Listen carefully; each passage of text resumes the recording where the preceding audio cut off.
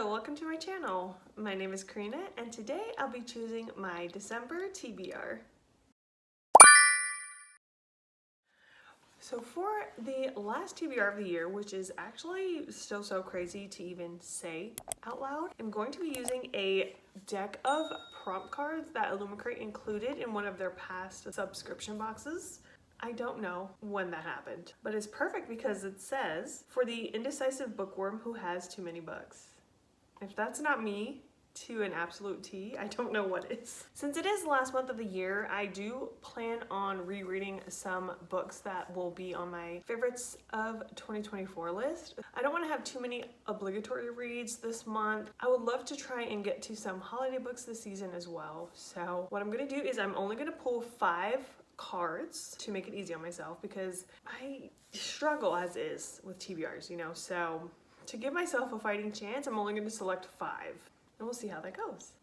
Without further ado, let's go ahead. I already have them out of the box because I'm shuffling them. For the cards, I think I'm going to try and stick to what's on my cart. I have a mixture of fantasy and romance, some series enders, and books that I should have already read. When I'm manifesting for the pulls today, I don't want any of the Illumicrate specific prompts, and I would just love to be able to pick 5 off of my cart or ones that I have already planned on picking up, so we'll see.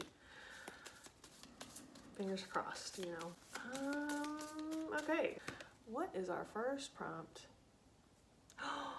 Oh, okay. Looks like a cozy fantasy book, which is perfect. It's perfect because I have been wanting to read The Teller of Small Fortunes by Julie Leong for so long, and I know it is a cozy fantasy book. Not only that, but this is also the recent adult Fairy Loot pick. First of all, you can't really see it, but I promise you it's absolutely stunning. But I love on the back it says, Small Fortunes, Big Feelings. Okay, what is it about though? Okay, so I'm just gonna read what they put on the little back of their prompt cards because it's like nice and concise. So it says, a wondrous and whimsical tale of a traveling fortune teller who embarks on a cozy adventure. Follow Tao on this magical journey filled with baked goods and a magical cat as she finds family in the most unexpected of places. This could not be a more perfect first pick. I also have Sapper next to me, so if you're wondering what this is, just my grumpy old man. What an absolute win for my first pick, and I can't be more happy about it. Okay, we're manifesting, we're keeping the good vibes going. Do I need to shuffle it this much? I don't think so, but I think it's because I'm nervous, you know? It's like a nervous tick. All right, here's the next one. Okay, so it says, a book with a journey or quest. Okay, I had to pause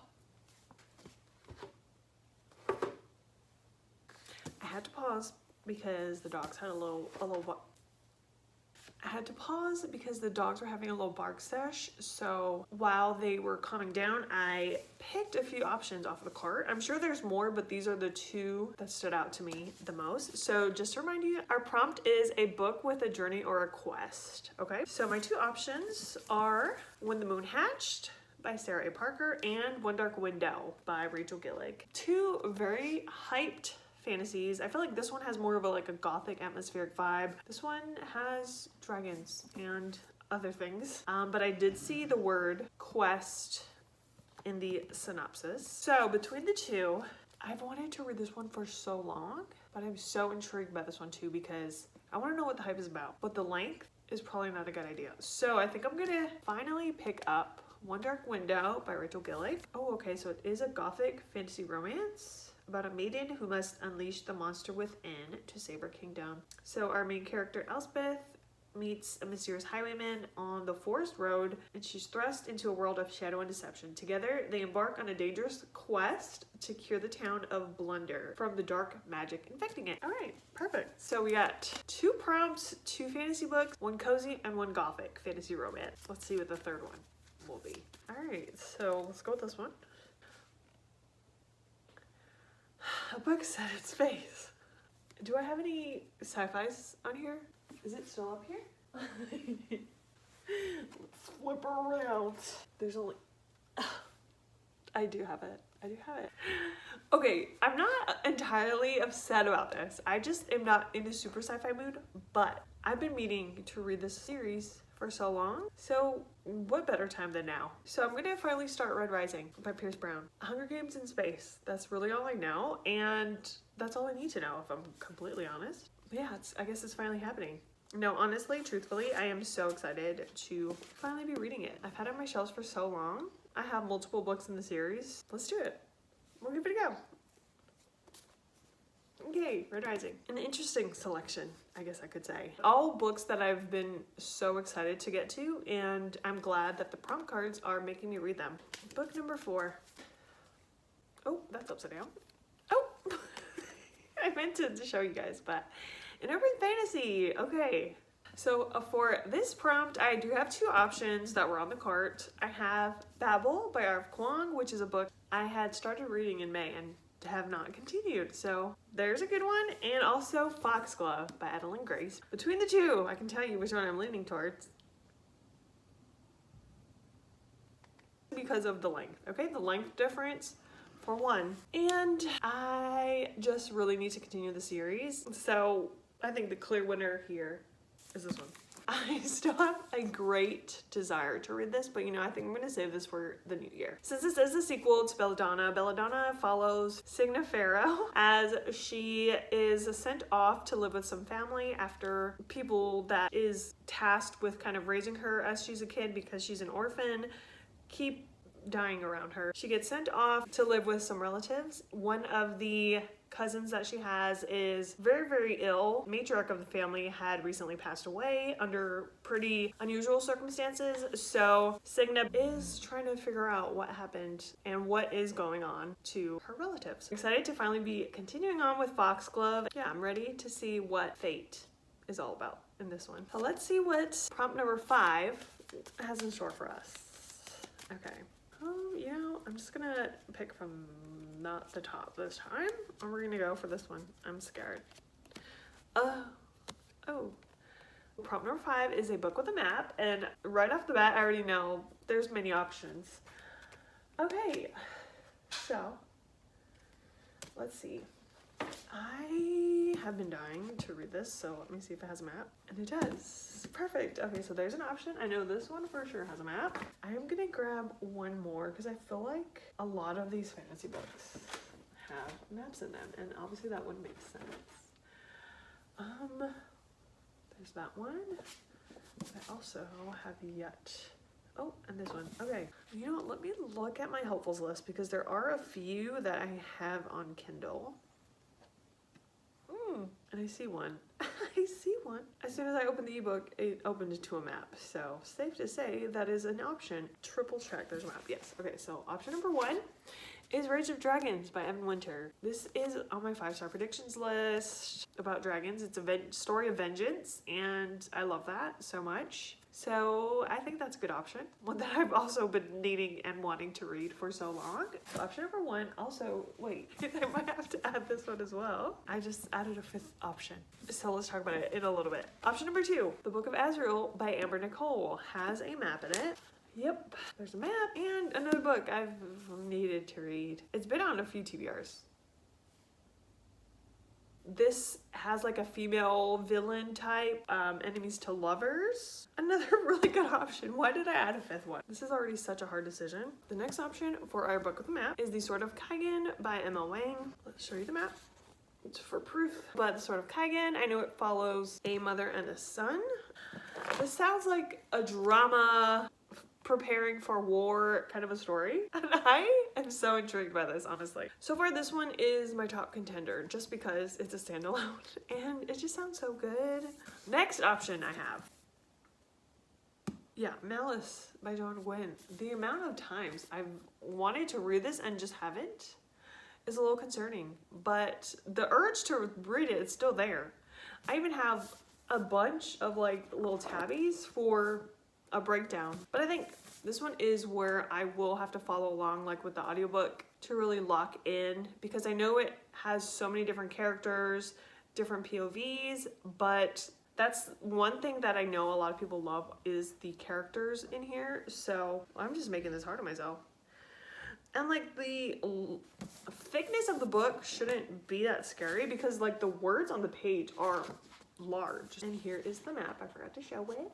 There's so many fans of the series and these characters that I just really want to jump in. I know Becca from Becca in the Books and her backlist read along, they're tackling John Gwynne now, and I feel like if I don't pick this up now, when will it happen? I don't have a clue. I don't have a clue. So I feel like this is another viable option, a good contender for this. The last option I have on ebook is Spark of the Everflame by Penn Cole, but it's so hyped, and it's hyped for a reason. Spark of the Everflame is the first book in the Kindred's Curse saga, a 4-book epic fantasy romance series that follows feisty heroine Diem Bellator in her fight against oppression, her struggle to survive in a royal palace full of intrigue, and her journey of self-discovery and finding true love. This enemies to lovers romantasy features a unique magic system, dragon-like mythical creatures, hilarious banter, mysteries that will leave you theorizing for weeks, and a true slow burn. I thought I was doing myself a favor by adding more options, and that backfired tremendously. My 3 top options would be Malice, Sword of Kaigen, and Spark of the Everflame, which I have on Kindle. But man, I don't know, something about these 2 are really intriguing me, especially because, like I said, if I don't pick it up now, when will I pick it up? Standalone or first in a epic fantasy series? Just for the sake of the prompt, I think I'm gonna go with Malice. Call me crazy, because I'm saying that to myself internally. But I really would love to keep up with the series read along, but I'd rather participate as it's going than try to read this on my own because I just know myself and I don't think that's ever gonna happen. So, okay, book with a map.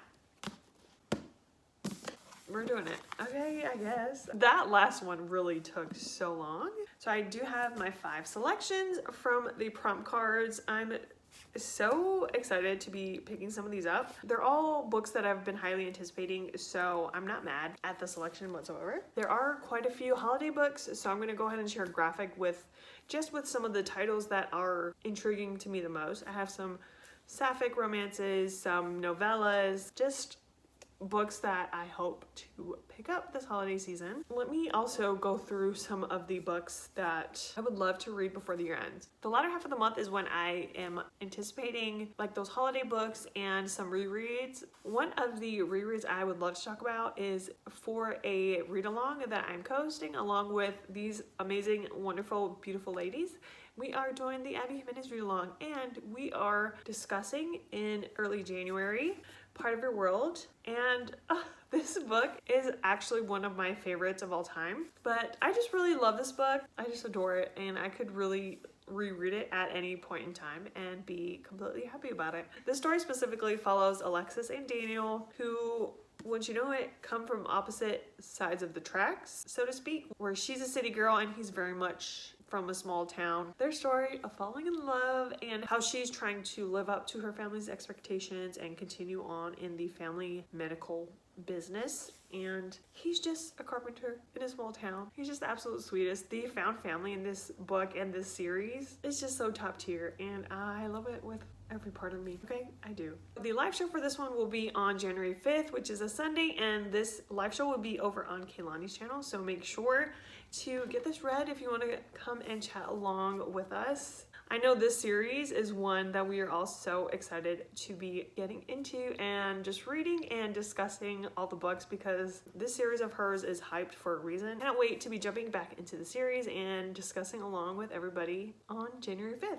A few other romances that I would love to get to just to complete and catch up with series that I am in the middle of. The first one I'm going to talk about is Things We Left Behind by Lucy Score. I've been needing to read this for so stinking long. I think, oh gosh, see, I even have my bookmark in it, okay, because I did start it, I think, last December.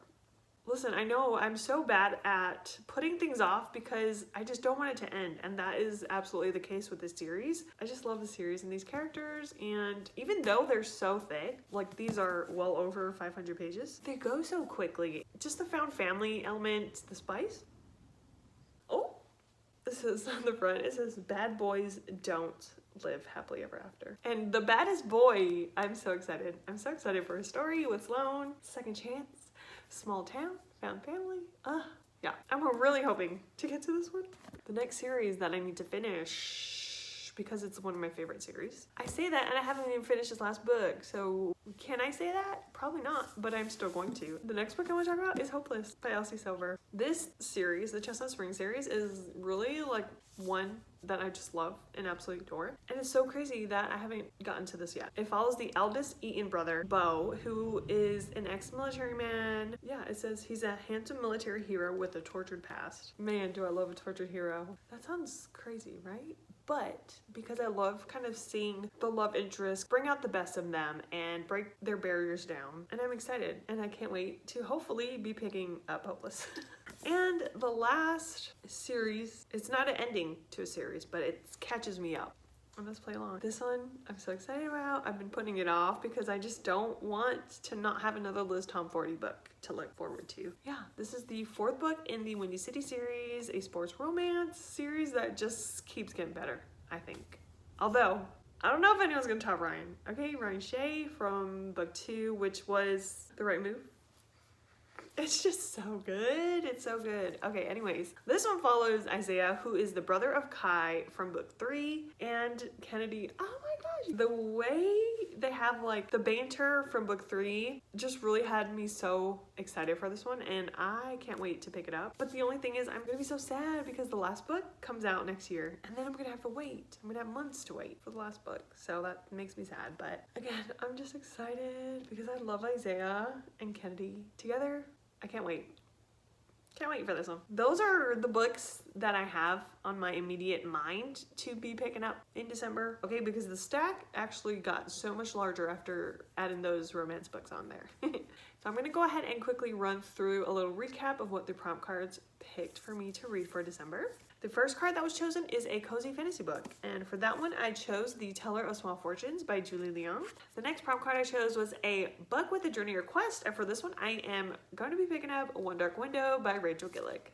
The next prompt was a book set in space, and for this one I chose Red Rising by Pierce Brown. For an urban fantasy book, I selected A Foxglove by Adeline Grace. The last prompt card I selected was a book with a map, and for that I chose Malice by John Gwynne.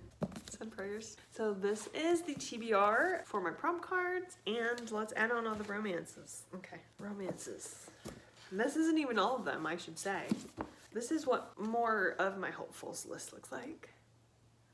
I will say, like, I'm very much in a fantasy and a romance mood, so I'm hoping to really get to all of these so that I can take them off the TBR. You know, catch up on some series, finish them out. So, yay. I thought the prompt cards were such a fun way to choose my TBR. I know it wasn't very much, but what was chosen is a little bit intimidating. But yeah, let me know if you enjoyed this style of TBR. I've always wanted to do a TBR jar, which we're not going to talk about that one jar I had, okay? We're going to pick that up next year again, because I really fell off of adding the books to them. So, you know, next year's looking nice for that. Thank you so much for hanging out with me today while I chose my TBR for the month of December. I can't believe it's the last TBR of the year. If you made it this far and you want to let me know, feel free to leave any fantastical or romantical emojis down below. I hope you have a wonderful holiday season and a lovely day, afternoon, or night whenever you're watching. And I'll see you again soon in another video. Until next time.